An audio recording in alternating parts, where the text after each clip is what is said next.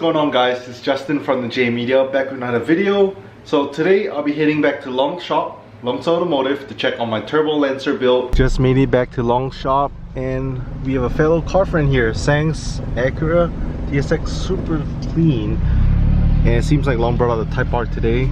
Alright, back at Long's shop. While I was away, he pretty much tightened up the coolant lines and right now just connecting the exhaust, and then we should be able to fire up pretty soon.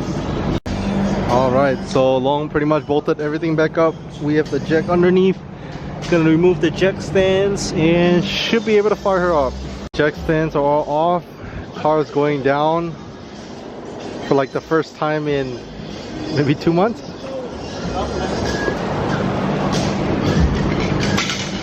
And then the plan is gonna fire her up again. Still has small little stuff to touch up, but first fire up in a while, so pretty excited.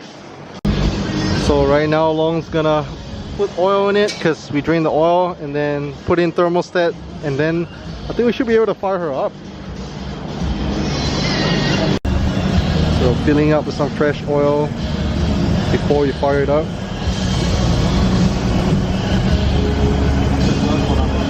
Just you did this one. I did. Too loose.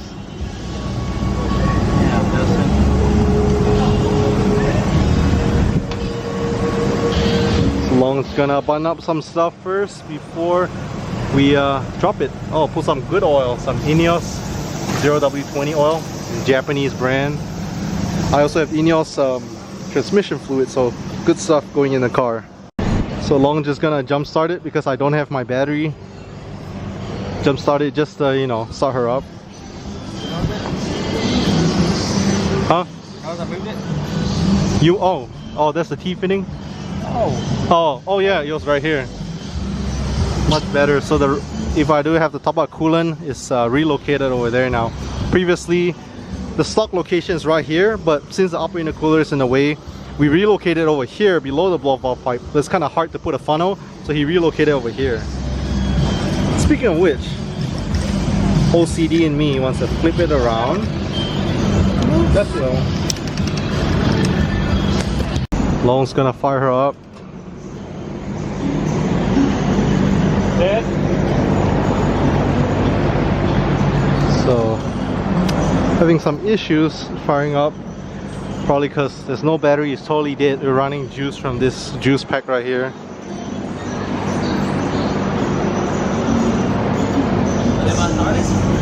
Yeah, finally.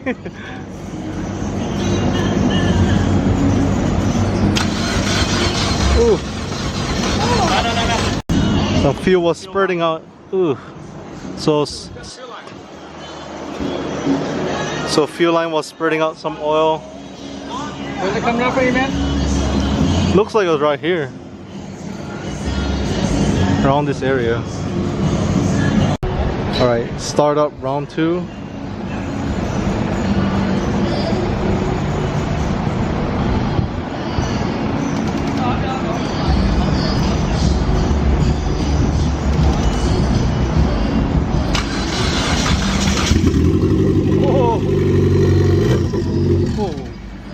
Burning out oil. I don't think we can start her.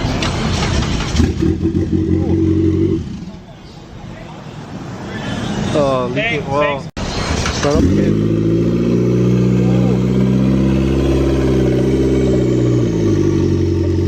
I hear the turbo.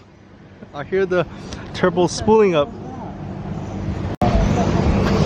So earlier during the first few startups, oil was spurting from some sites, so we're just trying to figure out the cause. So now the oil's not spurting, but gonna remove the fuel rail. So there's a hole in the fuel rail, or?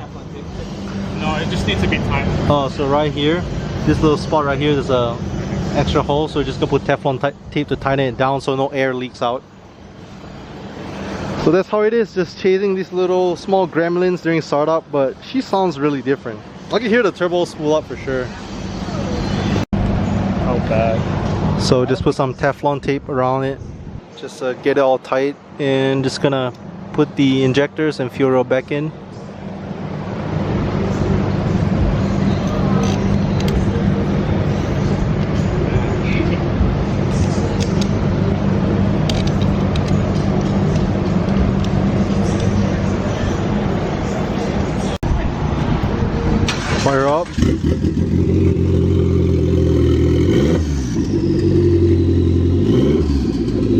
sounds.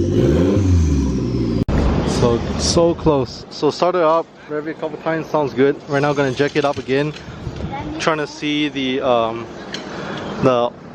oil lines to the turbo, oil feed and oil return, make sure everything's good and not leaking. And big thank you to them for staying late. It's already after hours, but just trying to get her started and good to go and move it to the lift hopefully. So tomorrow we can work on small little stuff. All the Hondas over here have a really clean EM1 Civic Si. Reminds me of my old EK, miss it sometimes. My DC5 RSX, Tegra, DC2, super clean Honda.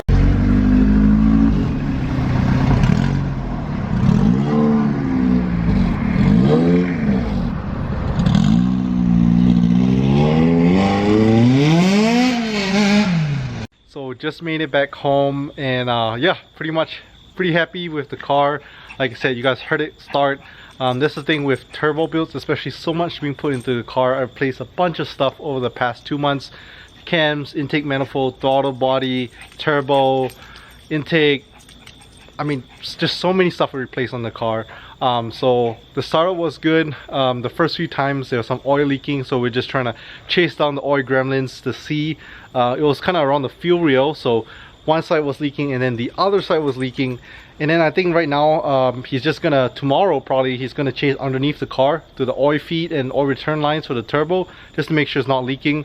It might have been just the oil when it spurted out that it kind of leaked on the bottom. We just want to make sure everything's good to go. So we heard the car start up. It does sound different. It sounds louder, it sounds deeper. I can also hear like the turbo spooling. So that's pretty cool, pretty awesome. But we are really almost getting there to getting it all done. Again, big thank you to Long as well as all the guys at Long's Automotive Shop helping out. Just small little stuff to button up. So now that the car runs, I think once we chase down the oil lines and oil feed, oil return and oil feed lines, make sure that's good to go, then we're gonna move it up the lift to get other stuff knocked out, like relocating my battery, and then we're also gonna do like the fuel pump, transmission cooler, transmission fans, thermostat, so small little stuff like that, and then I think we should be good to go. So if you guys like this video, don't forget to leave a big thumbs up, comment on the comment section below. If you're new to the channel, subscribe. If you missed out any of the turbo build videos, all that can be found on my playlist, Mitsubishi Lancer Turbo Build. And I'll catch you guys in the next one.